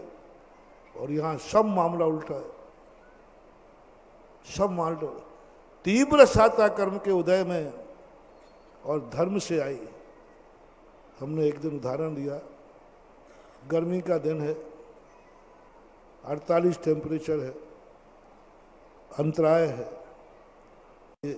नीचे से आग बरस रही है, डंबर रोड है और कंक्रीट है, बिल्कुल कंक्रीट पड़ी हुई है, पैर छिल चुके हैं, पैर पूरे छिल चुके हैं। उसी समय एक जोर से एक कंकड़ छुपा, इतने जोर से छुपा उसी गड्ढे में जहां छिला था, वो पैर का चीख निकल, मर गए। चीख भी आ सकती है, असाता कर्म के उदय से। उस समय महावीर स्वामी आते हैं, बेटा कैसा लग रहा है? अच्छे दिनों में नहीं आए, जब बढ़िया जय जयकार बोल रही, जब जय जयकार बोल रही थी, बढ़िया आगरा में आगवानी हो रही थी, सब बढ़िया, चारों तरफ से बढ़िया जय जयकार हो रही थी। उस समय नहीं पूछा महावीर ने, बेटा क्या हाल चाल है? देखा मेरी बात मानने से तू मुनि बन गया, तो देख तेरी जय जयकार हो रही, ठीक ठाक है ना? नहीं, पूछते ही नहीं। अब कब आए? जब असाता कर्म का उदय आया, महावीर कहते बेटा कैसा लग रहा है? मैंने ये नियम बनाए थे। अब उस समय कहना है, अब ऐसे समय पर कोई पता चल जाए कि ये महावीर आए तो छोटा, अच्छा तुम बड़े दयालु बनते थे, प्राण ले रहे हो हमारे। उस समय सम्यक दृष्टि मुनिराज से क्या निकलेगा? है भगवान महावीर स्वामी, आप मेरे अवभाग्य हैं, मैंने कितने भाग्य हैं मेरे, कितने भाग्य हैं मेरे। इतनी दशा में चीख भी निकल गई, फिर भी मुझे जूते याद नहीं आए। चीख भी निकल गई, लेकिन आपके प्रति मेरे मन में द्वेष भाव नहीं आया। चीख भी निकल गई, लेकिन मुझे मुनि व्रत के प्रति श्रद्धा भाव कम नहीं हुआ। चीख भी निकल गई, इतनी चीख निकली, आंसू भी आ गया, तो भी मुझे ये भाव नहीं आ रहा है कि काश भगवान महावीर स्वामी इतना कठिन मार्ग क्यों बनाया। उलाहना देने का भाव नहीं है, बल्कि अवभाग्य है कि ऐसी स्थिति में आंख में आंसू आ रहा है, फिर भी मेरे मुनिचर्या के प्रति मेरा भाग्य जाग रहा है। उस समय महावीर कहते हैं तू पास हो गया। अशुभ कर्म के उदय में तू अभाग्यशाली मान रहा है, अशुभ कर्म का उदय को टालने का भाव नहीं कर रहा है, अशुभ कर्म के उदय से बचने का कोई फरियाद नहीं कर रहा है, और सहन करके मुस्कुराते हुए सहन कर ले। बहुत बड़ी 22 परिचयों को जीतना है, हटाने का कोई मंत्र। उपसर्ग, तेरे ऊपर देवता उपसर्ग करेंगे। देवता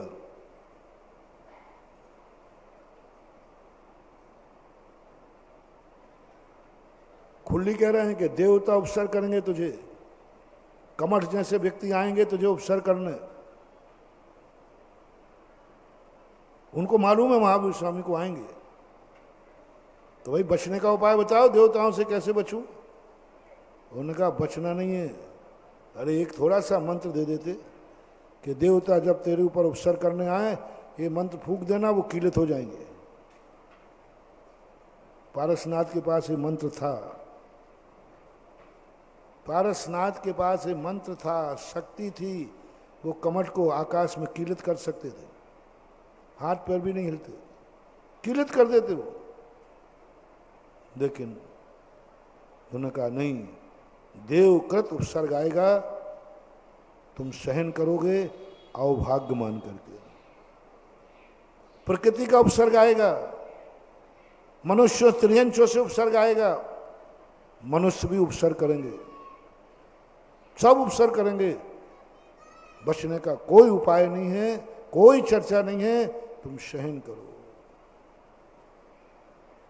2 दिन का ये जैन दर्शन की परिभाषा असाधारण परिभाषा है, और तुमने धर्म को मार्ग पुण्य के लिए बना लिया। धर्म और धर्म से, धर्म करते समय और धर्म से जब संकट आवे तब तुम्हारी प्रीति बनी रहे। हमें धर्म से ये मिल रहा है, कल उदाहरण दिया था ना, सब गुरुजी आपकी कृपा से बहुत पवारा है, मैं उसको भक्तों में गिनते ही नहीं। मेरा नेचर बिल्कुल भिन्न है, क्योंकि मुझे तो आगम पूरी तरह समझ में आ गया। ये जो मक्खन लालच लगाते हैं ना, अरे गुरुदेव आपकी कृपा से सब बढ़िया पवारा है, अब आजकल आपको मालूम है कि मैं कितना गरीब था, आजकल हमारे पास सब है, घोड़ा गाड़ी है, अच्छी सर्विस लग गई है, सब आपको, अरे ऐसा चनों के जाल पे चढ़ाते हो। तो मैं समझ लेता हूँ ये खतरनाक आदमी है, ये कभी भी धोखा दे सकता है, कभी भी धोखा दे सकता है। जो व्यक्ति महाराज से कह रहा है कि महाराज देखो मेरे पुण्य का उदय है, सब आपकी कृपा से, मंदिर आ रहा है, मंदिर आने से सब फल फूल रहा है, सावधान, ये व्यक्ति सबसे बड़ा दुश्मन बनेगा, सबसे बड़ा दुश्मन बनेगा। और ऐसा दुश्मन बनेगा कि वो दुश्मनी निकालेगा। इन भक्तों को कभी भक्त मत मानना, जो कहते हैं सब आपकी कृपा से खूब फल फूल रहा है, और जिस दिन इनका उल्टा हो गया तो जिस दिन उल्टा हो गया ना, ये माला फेंकते दिखाएंगे, ये मंदिर का सामने से निकल जाएंगे, अभिषेक का लोटा हाथ में दोगे फेंक देंगे, महाराजों की बुराई करने उतर जाएंगे। क्योंकि इनको जो चाहते हैं वो ना मिले, वो ना मिले, उसके बाद परिणाम बताओ कैसे हैं तुम्हारे। तुम बाप को ही नहीं छोड़ते, बाप से जो चाहते हो वो नहीं मिले तो बाप को ही बड़ा भरा कह देते हो। कुछ गलत तो नहीं बोल रहा हूं?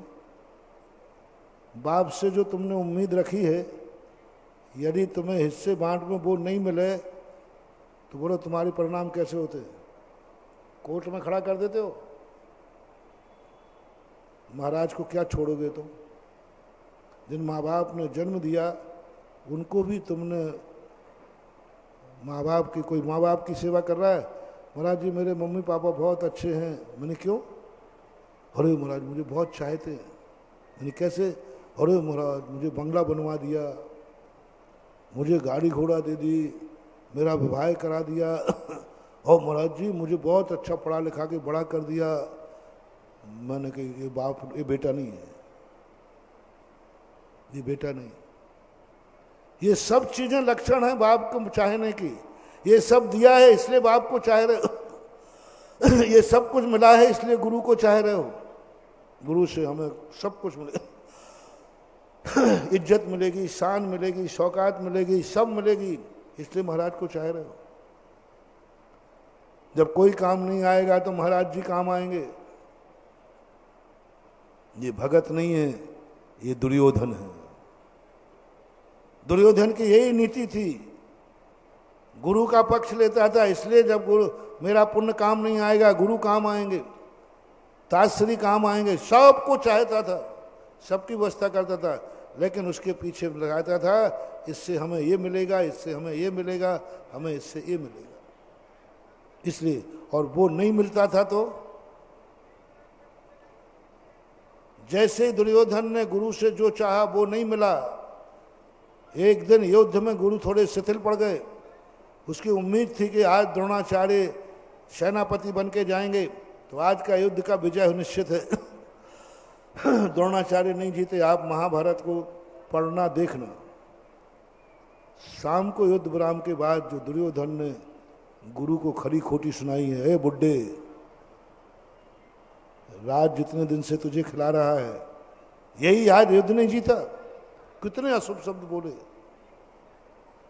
कितने अशुभ शब्द बोले द्रोणाचार्य को, गुरु को क्योंकि वो जो चाहता था वो नहीं हो पाया। ताजश्री को,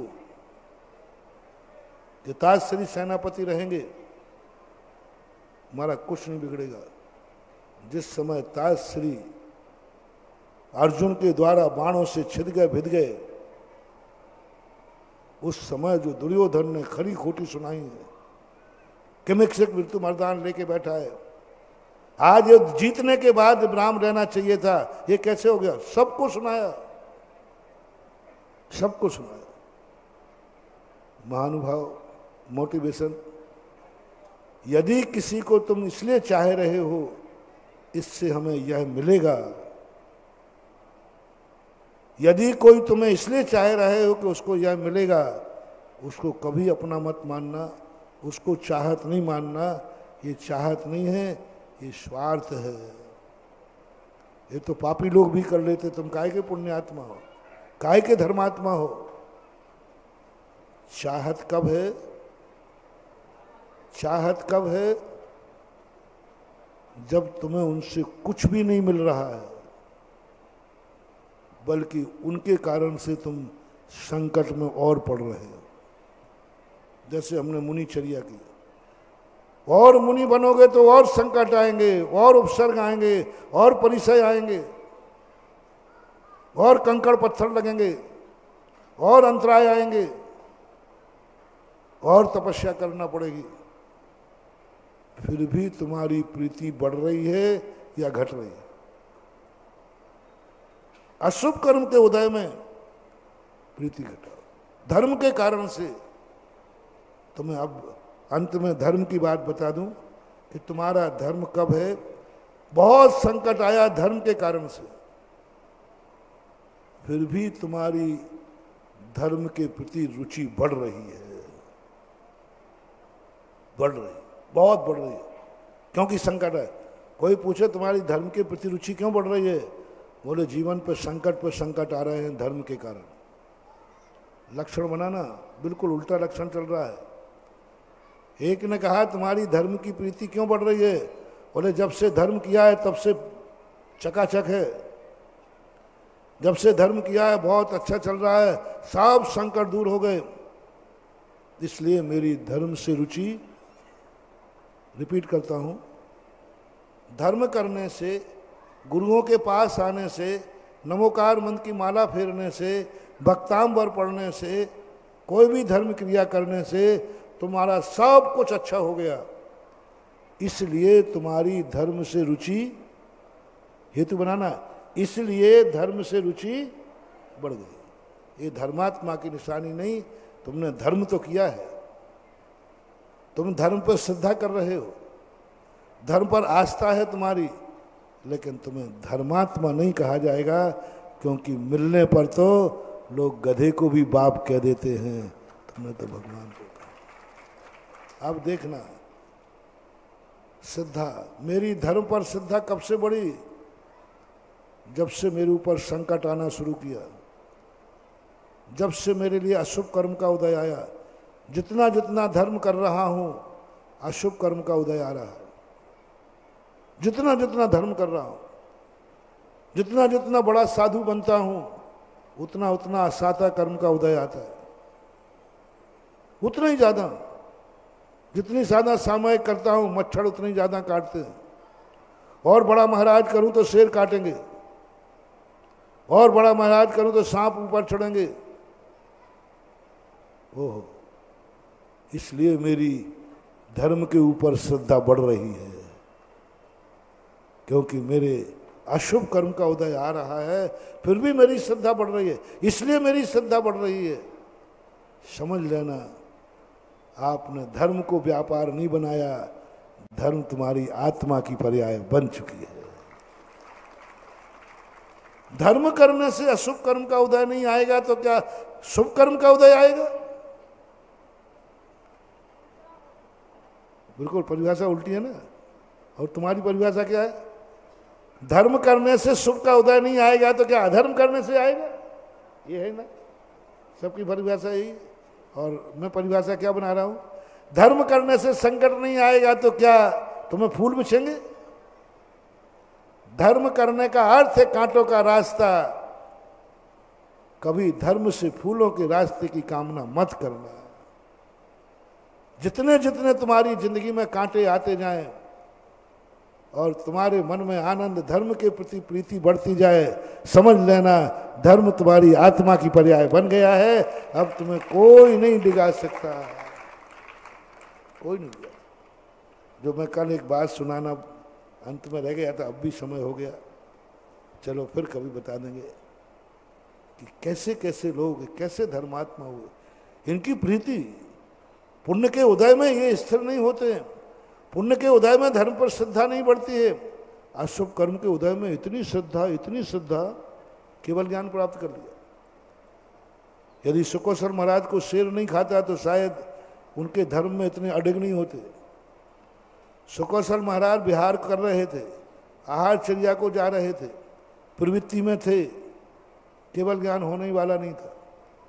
लेकिन जैसे ही शेरनी ने झपटा मारा, धर्म के प्रति श्रद्धा बढ़ गई, धर्म के प्रति आस्था बढ़ गई, मन वचन काय में दृढ़ता आ गई।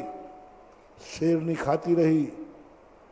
उनकी श्रद्धा, उनका चारित्र, उनका संयम लब्धि स्थान, उनकी विशुद्धि धर्म के प्रति बढ़ती गई। शेरनी मांस नोचती है, उनका एक ग्राफ बढ़ता है। शेरनी मांस नोचती है, उनका एक संयम लब्धि स्थान बढ़ता है। उनकी श्रद्धा, आस्था सब कुछ बढ़ती जा रही है। किस कर्म के उदय से? किस कर्म के उदय से? असाता वेदनी कर्म के उदय से श्रद्धा में बढ़ोतरी आ जाए, समझ लेना धर्म की सिद्धि हो गई। असाता कर्म के उदय, और तुम्हारे असाता कर्म का उदय आता है तो तुम्हारी धर्म के प्रति श्रद्धा घट जाती है। समय आपका हो गया, अपन फिर इस पर और चर्चा करेंगे। महावीर भगवान। मित्रों, बहुत ही सुंदर चिंतन पुनः आज सामने आया है। पुण्य से आई हुई वस्तु को ठुकरा देना त्याग है, यानी धन आया हुआ है दान कर देना त्याग है। परोसी हुई थाली को छोड़ देना, उपवास करना त्याग है। और साथ ही सुंदर मकान हो अपना, और 10 दिन का शिविर लगने जा रहा हो आगरा में, उस 10 दिन के लिए अपना मकान ठुकरा देना वो और भी बड़ा त्याग है। 10 दिन आकर मेरा कुछ नहीं है, बस जो धरती आगरे वाले मुझे देंगे, एक चटाई देंगे, 2 धोती दुपट्टे देंगे, बस मेरा वो है, वो सबसे बड़ा त्याग है। आपकी पुण्य से आपको बहुत कुछ मिला है, लेकिन 10 लक्षण में पूज्य गुरुदेव जो आज ट्रेलर दे रहे हैं, आपको पूरा वही क्रियाएं 10 दिन में बताने वाले हैं। जो लोग सौभाग्यशाली होंगे वो यहाँ पर आकर वही देखेंगे कि हमें पुण्य को कैसे रोकना है। मुनिराज किस तरह से नित्य उस अग्नि को स्वागत करते हैं वो आपको भी सिखाया जाएगा। अगर आपने अभी तक फॉर्म्स ना भरे हों, क्योंकि कल संध्या को सारी साइटें लॉन्च कर दी गई हैं। कल ही से श्रावक संस्कार शिविर के ऑनलाइन कल रात्रि के 10 बजे तक हमारी सारी ऑनलाइन साइटों पर तमाम लोग फॉर्म भर रहे थे और सैकड़ों फॉर्म रात तक भरे जा चुके हैं। ऐसा ना हो आप सोचते रहें कि हम घर वालों से विचार करेंगे तब फॉर्म भरेंगे। फॉर्म भर दीजिएगा, क्योंकि किसी भी दिन हमारी टीम कह सकती है हाउसफुल, अब इतने ही लोग आएंगे। अगर आपने फॉर्म ना भरे हो, हमारा QR कोड आज जो जिनवानी चैनल देख रहे हैं वहां पर चल रहा है, उस QR कोड को आप स्कैन करके देख सकते हैं। आपके व्हाट्सएप पर, आपके इंटरनेट पर, सभी जगह पर हमारी साइटों के लिंक्स आ चुके हैं। उन लिंकों को खोलकर आप फॉर्म भर सकते हैं। हमने एक नंबर अपना जारी किया हुआ है, वो नंबर आपको कल हमने बताया था। वो नंबर जिनवानी चैनल पर फ्लैश भी हो रहा है, आप उसको देखकर कॉल कर सकते हैं। 9 बजे के बाद वो लाइनें चालू हो जाएंगी। आप उसमें पूछकर, कई लोग, कल मैं सुन रहा था कुछ आवाज़ें मुझे रिकॉर्ड करके सुनाई गई थी, कई लोगों को दिक्कतें आ रही थी, हम नहीं भर पा रहे और हमारे यहाँ की सारी टीम उन्हें हेल्प कर रही थी। आप नाम बताइए, पता बताइए, कब आएंगे, कब जाएंगे, आपका ब्लड ग्रुप क्या है, फलाना फलाना जो भी जानकारी आपको देनी होगी वो लिखकर आपका फॉर्म भर लेंगी। चलिएगा, आज बाहर से हमारे मध्य जो भक्त लोग आए हैं, नैनवा राजस्थान से एक बस आई हुई है। नैनवा वाले किधर हैं? जरा हाथ खड़ा कर दें। क्या बात है, बहुत बहुत स्वागत। बाकी लोग जरा तालियां बजा दें। वो महिलाएं आगे आ जाए, नैनवा वाली थोड़ा सा, बहन जी नैनवा वालों को आगे आने दें, आगे आ जाएं सब लोग, और इधर मत आए भाई साहब, जो आपकी सीमा है उसके अंदर रहिएगा, ये मेरा अनुरोध है। और कहीं से भी बस आई है क्या, मुझे सूचना दे दें। चलिए, और 2 सूचनाएं और देना चाहूँगा। एक मोबाइल सेट किसी ने किसी को मंदिर जी में दिया था, अगर उनके पास हो तो हमें दे दे। एक मोबाइल सेट जल्दी में किसी भक्त ने किसी दूसरे भक्त को दिया है, वो कौन भक्त है वो जानते नहीं, एक दूसरे को हमें बता दे, वो मोबाइल उन तक पहुंचा देंगे। दूसरा, एक चेन और गोल्डन चेन और लॉकेट अभी यहीं पर ही पंडाल में गिरा है, अगर किसी को मिले हम तक पहुंचा दे। अभी एक भक्त का आते जाते यहाँ पर गिर गया है, किसी को मिले तो हमें जरूर दीजिएगा। आरोहण जैन समाज और शुक्रवार मंडल पुण्योदय बजरंगगढ़ से भी लोग आए हैं, बहुत बहुत स्वागत, अभिनंदन। और हम अब अनुरोध करेंगे आचार्य श्री का अर्घ अपन सब मिलकर चढ़ाएंगे, उसके बाद मुनि श्री का अर्घ भी चढ़ाएंगे। हाँ, भावों की निर्मल सरिता में अवगाहन करने आया हूँ, मेरा सारा दुख दर्द हरो यह अर्घ भेंटने लाया हूँ। हे तपोमूर्ति, हे आराधक, हे योगेश्वर, हे महासंत, यह अरुण कामना देख सके युग युग तक आगामी वसंत। ओम भूम श्री 108 आचार्य श्री विद्यासागर जी मुनीन्द्राय अनर्पत प्राप्त है। अर्घं निर्वपामीति स्वाहा।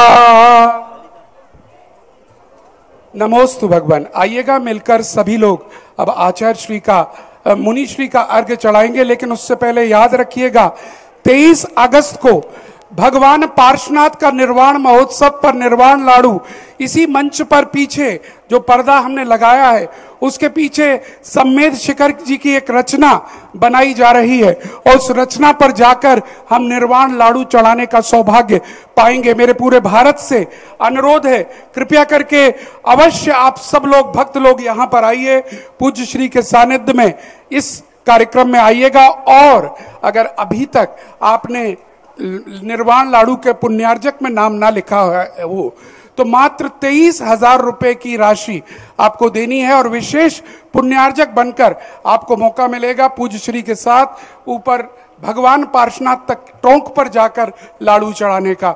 हो सकता है सबको मौका नहीं मिले, हो सकता है सबको मिले। ये कैसा बनता है अपन सब देखेंगे। प्रयास किए जा रहे हैं कि शाम तक सबको मौका मिलता रहे, इस तरह का रचना बनाई जा रही है। लेकिन पूज्य श्री के सामने कुछ ही लोग जा पाएंगे, जिनमें ये 23,000 रुपए वाले लोग भी होंगे और कुछ बोलीदाता होंगे, जो उस समय होगा। अवश्य करिएगा। और दूसरी विशेष सूचना, तत्वार सूत्र लेखन प्रतियोगिता की किटें कल बिल्कुल आउट ऑफ स्टॉक हो गई थी, पुनः बुलाई गई हैं, आ चुकी हैं वो। अगर आपने अपनी लेखन प्रतियोगिता की किट ना ली हो तो ले लीजिएगा। मात्र 300 रुपए में बुक स्टॉल पर उपलब्ध है। उसमें रजिस्टर्स हैं, साथ में सामग्री। आपको उसको देखकर 41 बार लिखना है। प्रयास कीजिएगा। मैंने भी प्रयास प्रारंभ कर दिया, हालांकि बहुत थोड़ा सा लिख पाया हूं, लेकिन लिखेंगे अपन सब मिलकर। और तीसरी सूचना, रक्षाबंधन पर्व आपको बुला रहा है 30 अगस्त को। आप सबको रक्षाबंधन पर 700 श्रीफल 700 अर्घ के रूप में चढ़ाने हैं। कोई ऐसा घर, ऐसा परिवार न रह जाए जो पूज्य श्री के सानिध्य में इन 700 मुनियों के उपसर्ग के लिए अपना रक्षा करने का संकल्प न ले पाए। मात्र 11,000 रुपए की राशि रखी गई है और आपकी तरफ से 700 श्रीफल हम मंगा रहे हैं, यानी कि 1.5 लाख श्रीफल यहां पर मंगा रहे हैं। आप सबको मात्र 11,000 रुपए की राशि जमा करानी है। कार्यालय में आप जाकर नाम नोट करा सकते हैं। आइएगा, मुनिश्री का अर्घ अर्पण करते हैं सभी लोग मिलकर।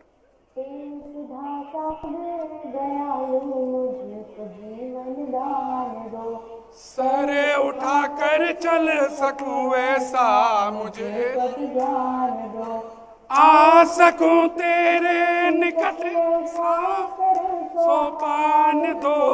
कर जाओ मुझे वरदान दो।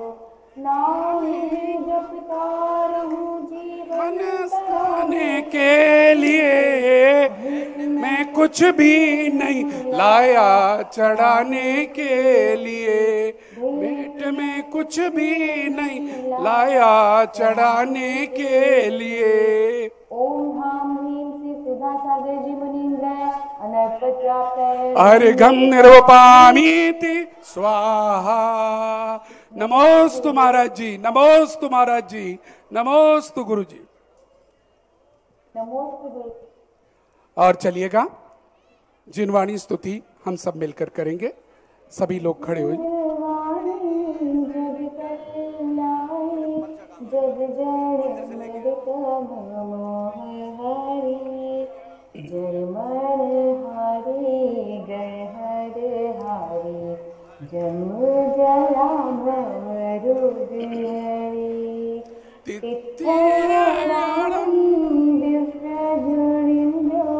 पड़ै सुनै मैया धार नाणन सुख वर्णंतम धरिया सासद मोक्ष पदम पावै सासद मोक्ष पदम पावै सासद मोक्ष पदम पावै।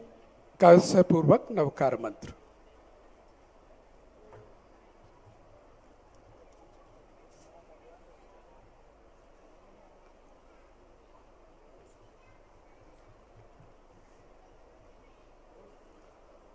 बोले द्वादशांग जिनवाणी माता की जय। बोले परम पूज्य न्यायपक श्रवण मुनि 108 श्री सुधा सागर जी महाराज